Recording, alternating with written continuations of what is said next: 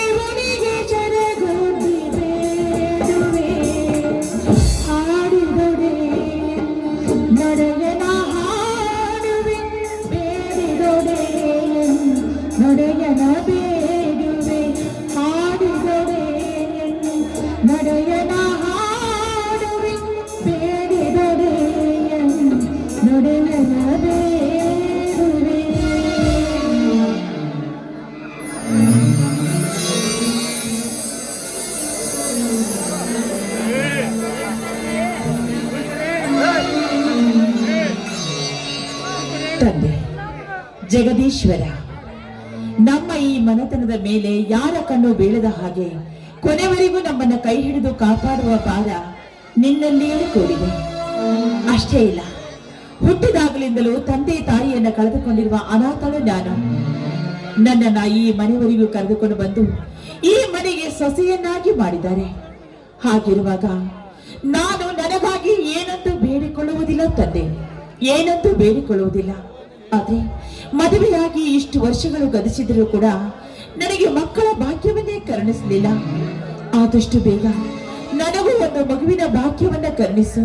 ಹಾಗೆ ನನ್ನ ಇಬ್ಬರ ಮೈದನರನ್ನ ನನ್ನ ಹೊಟ್ಟೆಯ ಮಕ್ಕಳಂತೆ ನೋಡ್ಕೊಳ್ತಾ ಇದ್ದೀನಿ. ನನ್ನಿಂದ ಅವರಿಗೆ ಯಾವುದೇ ಕೊರತೆ ಆಗದ ಹಾಗೆ ನೋಡ್ಕೊಳ್ಬೇಕು ಅನ್ನೋದೇ ನನ್ನ ಆಸೆ. ನನ್ನ ಆಸೆಯನ್ನ ನೆರವೇರಿಸು ತಂದೆ, ನೆರವೇರಿಸಿ.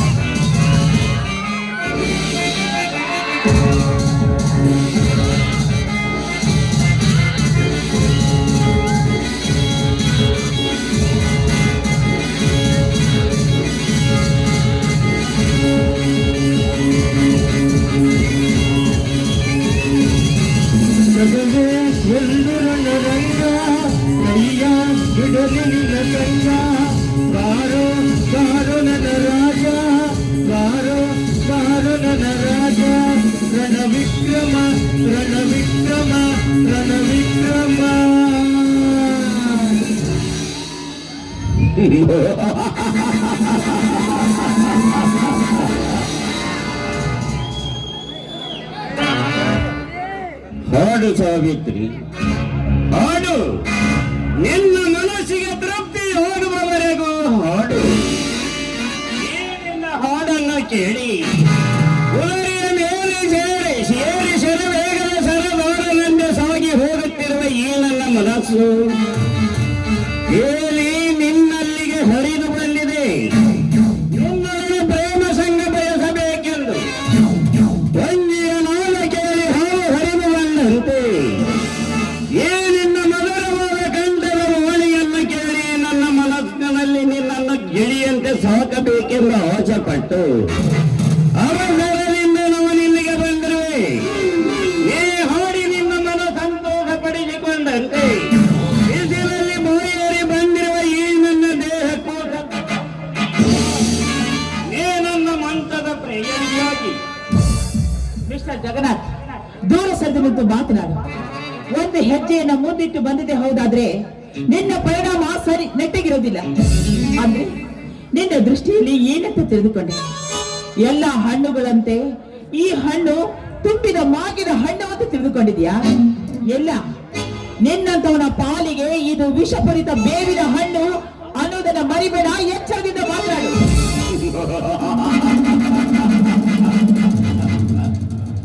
ಎಚ್ಚರಿಕೆ ಸಾವಿತ್ರಿ, ಈ ಜಗನ್ನಾಥನಂದ ಖಚಿತವನ್ನು ಹೆಣ್ಣಿನಿಂದ ಎಚ್ಚರಿಕೆ ಹೇಳಿಸಿಕೊಂಡುವ ಬಂಡನಲ್ಲ ಈ ಜಗನ್ನಾಥ.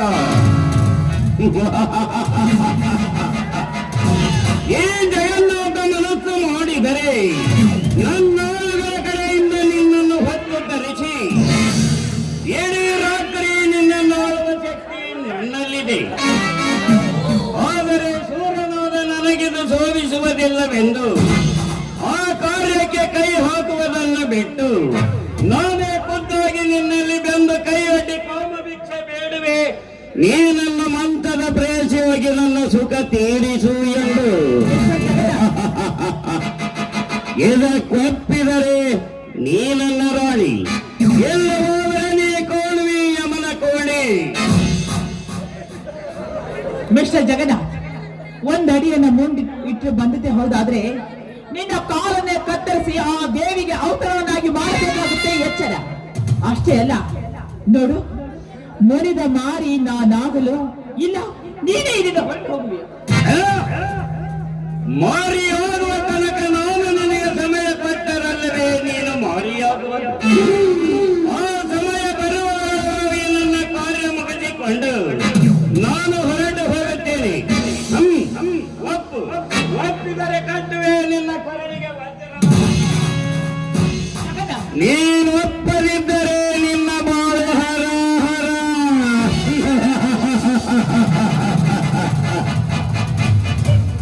ಕಾಮಪಿತ್ತ ನೆತ್ತಿಗೇರಿದ ನಾಯಿ, ಇಷ್ಟೊತ್ತುವರೆಗೂ ನಾನು ನಿನಗೆ ಸಮೋಪಾಯದಿಂದ ಹೇಳಿದ್ದು ಆಯ್ತು. ಅದನ್ನ ತಿಳಿದುಕೊಳ್ಳುವ ಯೋಗ್ಯತೆ ನನಗೀಗ ಅರ್ಥ ಆಗ್ತಾ ಇದೆ. ನೋಡು, ಮರ್ಯಾದೆಯಾಗಿ ನೀನೇ ಇಲ್ಲಿಂದ ಹೊರಟು ಹೋಗುತ್ತಾರೆ. ಇಲ್ಲವಾದ್ರೆ ನಿನ್ನ ರುಂಡವನ್ನ ಕತ್ತರಿಸಬೇಕಾಗುತ್ತೆ, ಅದೇ ತ್ರಿಶೂಲದಿಂದ. ಅಷ್ಟೇ ಅಲ್ಲ, ಹಿಂದೆ ರಾಕ್ಷಸರನ್ನ ಸಂಹಾರ ಮಾಡಿದ್ದು ಆ ದುರ್ಗಾ ಮಾತೆಯೇ ಒಂದು ಹೆಣ್ಣು. ಅದರಂತೆ ಆ ಚಂಡಿ ಚಾಮುಂಡಿಯಂತೆ ನಿನ್ನ ರುಂಡವನ್ನ ಮೊಂಡದಿಂದ ಬೇರ್ಪಡೆ ಮಾಡಬೇಕಾಗುತ್ತೆ. ಹೊರಟು ಹೋಗೋ ಬದಲಿನಿಂದ.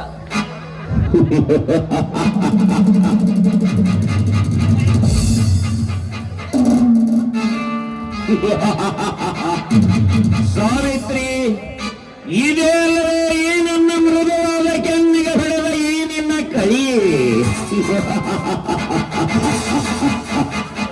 ನೋಡು ಸಾವಿತ್ರಿ, ಇದುವರೆಗೂ ಯಾವ ಗಂಡು ನನ್ನ ಮೇಲೆ ಕೈ ಮಾಡಿಲ್ಲ. ಮಾಡಿದವರ ಕೈಯನ್ನು ನಾನು ಸುಮ್ಮನೆ ಬಿಟ್ಟಿಲ್ಲ. ಅಂದಾಗ ನೀನೊಂದು ಖಚಿತ ಹೆಣ್ಣು ನನ್ನ ಮೇಲೆ ಕೈ ಮಾಡಿರುವಿ ಅಂದಾಗ ನಿನ್ನನ್ನು ಈಗ ನಾನು ಸುಮ್ಮನೆ ಬಿಟ್ಟರೆ ನಮ್ಮ ಗಂಡು ಜಾತಿಗೆ ನೀ ಅವಮಾನ. ಒಂದು ಗಂಡು ಒಂದು ಹೆಣ್ಣಿನ ಕೈಯಲ್ಲಿ ಸಿಕ್ಕಾಗ ಆ ಗಂಡವರಿಗೆ ಯಾವ ರೀತಿಯ ಶಿಕ್ಷೆ ಕೊಡುವನು, ಅದೇ ರೀತಿ ನಾನು ನಿನಗೆ ಶಿಕ್ಷೆ ಕೊಟ್ಟು ಈ ನನ್ನ ಮೃದುವಾದ ಕೆನ್ನಿಗೆ ಏಟು ಕೊಟ್ಟ ಈ ನಿನ್ನ ಕೈಯನ್ನು ಕತ್ತರಿಸದೆ ನಾನು ಸುಮ್ಮನೆ ಬಿಡುವುದಿಲ್ಲ.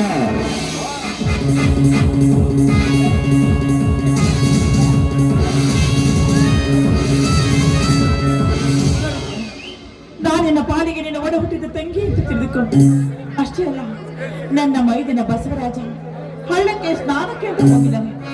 ಅವನೊಂದು ವೇಳೆ ಬಂದ್ರೆ ನಿನ್ನ ಪರಿಣಾಮ ನಿನ್ನ ಜೀವಂತವಾಗಿ ಬಿಡುವುದಕ್ಕೆ ಸಾಧ್ಯನೇ ಇಲ್ಲ. ಅದಕ್ಕಾಗಿ ಮೊದಲು ಹೋಗಿ ನಿನ್ನ ಪ್ರಾಣವನ್ನು ಉಳಿಸಿಕೋ ಹೋಗು.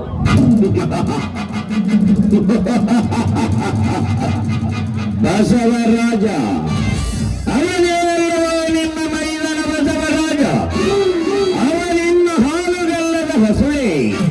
ಅವನೇನು ಮಾಡಬಲ್ಲ ಈ ಜಗನ್ನಾಥನನ್ನು?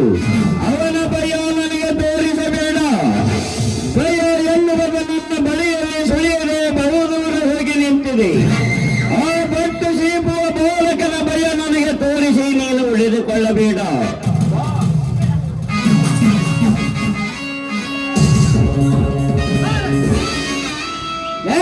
ಮತ್ತೊಬ್ಬರ ಮನೆಯ ಅಂಗಳ ತಿಂದು ಬದುಕುವ ಬೀದಿ ನೋಡಿ ಯಾರು? ಜಗನ್ನಾಥ ಪಾಪಿ. ಊರಲ್ಲಿ ದೊಡ್ಡ ಮನುಷ್ಯನಂತೆ ಮೆರೆಯುತ್ತಿರುವ ನೀರು, ಕಂಡ ಹೆಣ್ಣು ಮಕ್ಕಳ ಮೇಲೆ ತೋಟಕ್ಕೆ ಬಯಸುವ ನೀರು ಗಂಡಸೆ. ನಿಮ್ಮಂತ ಗಂಡಸರ ಮೇಲೆ ಇಡೀ ಸಮಾಜ ಹಾಳಾಗಿ ಹೋಗುತ್ತದೆ. ಜಗನ್ನಾಥ್, ನಿನ್ನ ಕಾಮವನ್ನು ತೀರಿಸಿಕೊಳ್ಳಬೇಕಾದರೆ ಭಾರತದಲ್ಲಿ ದುಡಿದು ಹಾಕಲಾರದ ಹೆಣ್ಣು ಮಕ್ಕಳು ಎಷ್ಟೋ ಜನ ಅಡಗಿದ್ದಾರೆ. ಅವರಲ್ಲಿ ಹೋಗಿ ನಿನ್ನ ಕಾಮವನ್ನು ತೀರಿಸಿಕೊಳ್ಳುವುದನ್ನು ಬಿಟ್ಟು ಈ ಆರ್ಯ ಧರ್ಮದ ನಾರಿಯರ ಮೇಲೆ ಕಣ್ಣು ಹಾಕಿದೆಯಲ್ಲ, ನಿನ್ನ ಕಣ್ಣುಗಳನ್ನ ಕೆತ್ತು ಬಿಡುವೆ. ಸಮಯಕ್ಕೆ ಸರಿಯಾಗಿ ಬಂದು ನನ್ನ ಮಾನ ಪ್ರಾಣ ಎರಡನ್ನೂ ಕಾಪಾಡಿದ. ಇಲ್ಲ ಅಂತಂದ್ರೆ ಈ ನಿನ್ನ ಅತ್ತಿಗೆಯ ಮಾನ ಉಳಿತಾ ಇರ್ಲಿಲ್ಲಪ್ಪ. ಅತ್ತಿಗೆ ಜಗನ್ನಾಥ್, ಕಾಳಿಂಗ ಸರ್ಪದ ಹೆಡೆಯಲ್ಲಿ ರತ್ನವಿದ್ದಂತೆ ಅದನ್ನು ತೆಗೆದುಕೊಳ್ಳಲು ಹೋದರೆ ಪ್ರಾಣಕ್ಕೆ ಅಪಾಯ. ಅದರಂತೆ ನನ್ನತ್ತಿಗೆ ಸರ್ಪದ ಹೆಡೆಯಲ್ಲಿ ರತ್ನವಿದ್ದಂತೆ ನನ್ನತ್ತಿಗೆಯ ಮೇಲೆ ನೀ ಕೈ ಹಾಕಿದೆಯಲ್ಲ, ನಿನ್ನ ಕೈಗಳನ್ನೇ ಕತ್ತರಿಸಿ ಬಿಡುವೆ. ಜಗನ್ನಾಥ್, ನಿನ್ನನ್ನು ಖಂಡಿತ ಬಿಡುವುದಿಲ್ಲ. ನೆನಪಿಸಿಕೋ ನಿನ್ನ ಮನಿ ದೇವರನ್ನು. ಇನ್ನಾದ್ರೂ ಆ ಪಾಪಿಯನ್ನ ಬಿಟ್ಬಿಡು. ನೋಡಿದೇನು ಹಂದಿ ಕುಲದವನೇ ನನ್ನ ಅತ್ತಿಗೆಯ ಗುಣವನ್ನು. ನಿನ್ನ ಕತ್ತನ್ನು ಈಗಲೇ ಕತ್ತರಿಸಿ ಪವಿತ್ರ ಗರ್ತಿ ಹಣಿಗೆ ರಕ್ತ ತಿಲಕ ಬಿಡುತ್ತಿದ್ದೆ. ಆದರೆ ನನ್ನ ಅತ್ತಿಗೆ ನಿನಗೆ ಜೀವದಾನ ಮಾಡಿದ್ದಾಳೆ. ಹೋಗು, ಜೀವ ಉಳಿಸಿಕೋ, ಹೋಗು.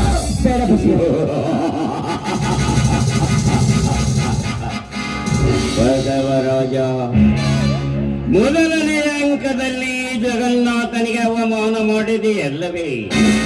ಇರಲಿ, ಇದು ಕೇವಲ ಕ್ಷಣಿಕ.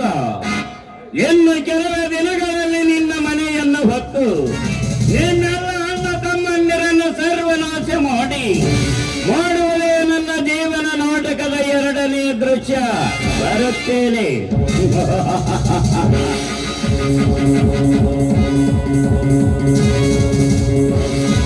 ಸಾವಿತ್ರಿ, ಎಂದು ನನ್ನ ಕೆನ್ನಿಗೆ ಹೊಡೆದಿವನಿಂದ ನಾನು ಬಚಾವಾದೆನೆಂದು ನೀನು ತಿಳಿದುಕೊಂಡಿದ್ದರೆ ಅದು ನಿನ್ನ ಭ್ರಮೆ.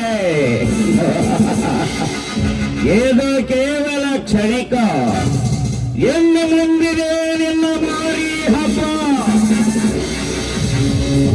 ಹೋಗಲೇ ನಿನ್ನಂತ ಪುಣ್ಯನ್ನು ಯಾವನು ಕೇಳಬೇಕು?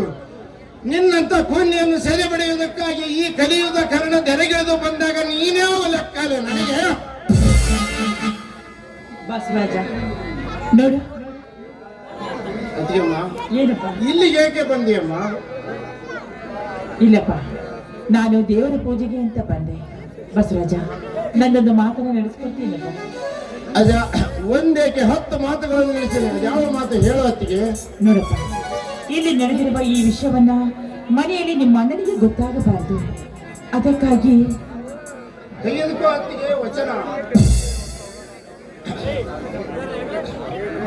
ಬಸವರಾಜ್, ನೋಡು, ನೀನು ಸ್ನಾನಕ್ಕೆ ಅಂತ ಹೋದವನಲ್ವಾ? ಬೇಗ ಹೋಗಿ ಸ್ನಾನ ಮುಗಿಸ್ಕೊಂಡು ಬಂದ್ಬಿಡು.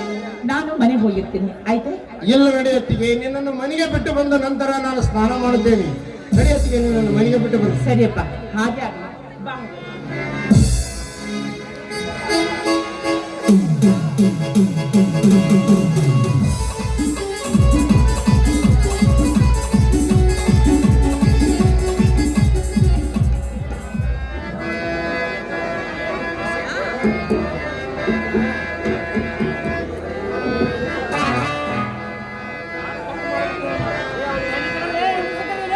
ವೀರೇಶ ವೀರೇಶ ವೀರೇಶ ವೀರೇಶ ಪಾಲಿಸು ನೀ ಶ್ರೀ ವೀರೇಶ ಪಾಲಿಸು ನೀ ಶ್ರೀ ವೀರೇಶ.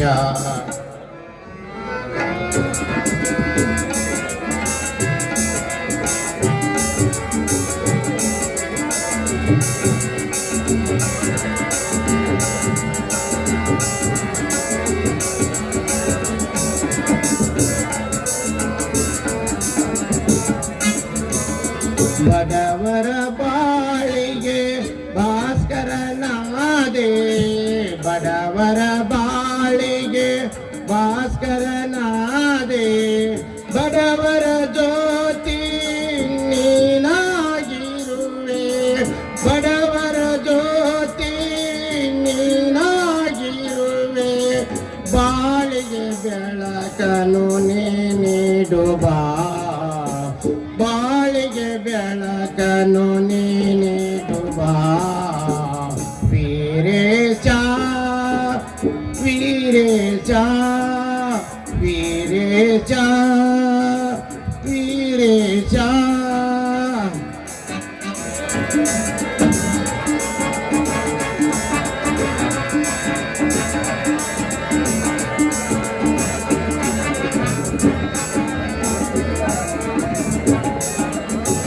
ಬಡವರ ಬಾಳಿಗೆ ಭಾಸ್ಕರನಾದೆ, ಬಡವರ ಬಾಳಿಗೆ ಭಾಸ್ಕರನಾದೆ, ಬಡವರ ಜ್ಯೋತಿ ನೀನಾಗಿರುವೆ, ಬಡವರ ಜ್ಯೋತಿ ನೀನಾಗಿರುವೆ, ಬಾಳಿಗೆ ಬೆಳಕನು ನೀ ನೀಡುವ, ಬಾಳಿಗೆ ಬೆಳಕನು ನೀ ನೀಡುವ.